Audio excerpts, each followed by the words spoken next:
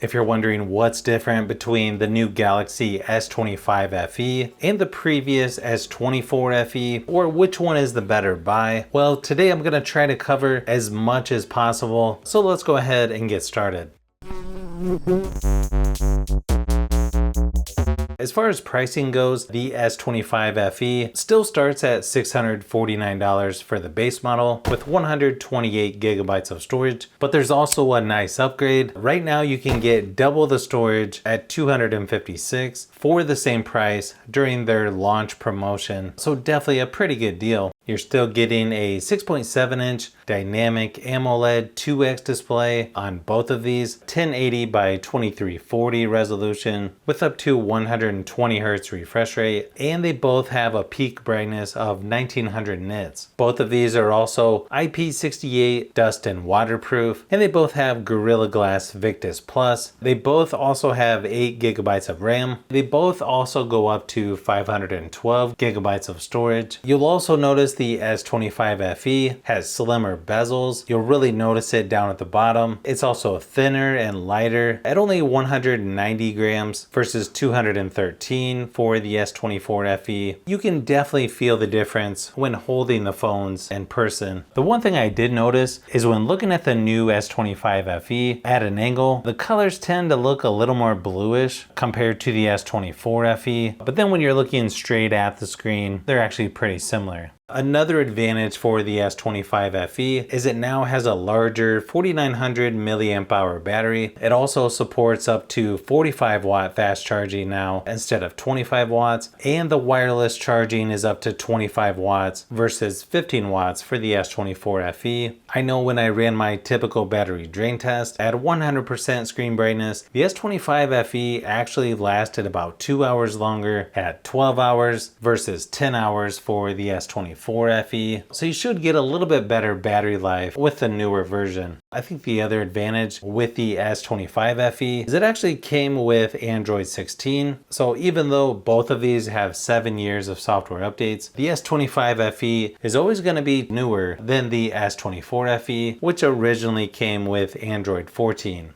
As far as performance goes, the S25 FE has the upgraded Exynos 2400 processor over the previous 2400E found in the S24 FE. It also has a larger vapor chamber for better heat management, which means it's going to handle intense stuff like gaming with less heat and lag or delay. When it comes to the speakers, I feel like the speakers are pretty similar between these two. I think they sound probably good enough for most people. Could be a little bit better and louder in my opinion, but not bad. Here's a quick sample of each, just so you can see how they compare.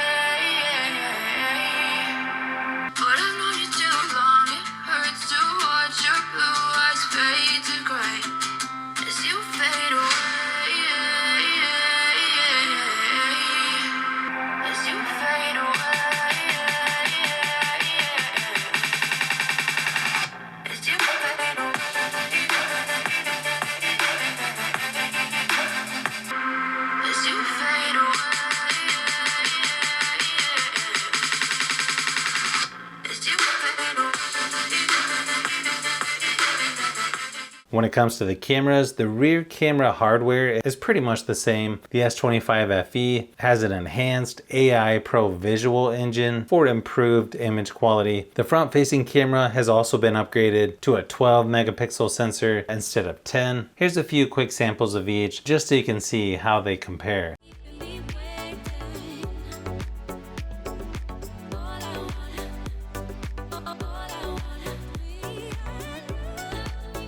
So even though the S25 FE isn't completely different from the S24 FE, it still brings some meaningful upgrades in my opinion. Battery, it's also nice that it's just lighter and thinner. Now if you already have the S24 FE, I'm not sure if it really makes sense to go to the S25 FE. I might wait till the next one, but anything older than the S24 FE, you may want to consider it. If you like phones, tablets, and other tech, I've got a lot more stuff that I'm working on as usual, so keep an eye out for those upcoming videos.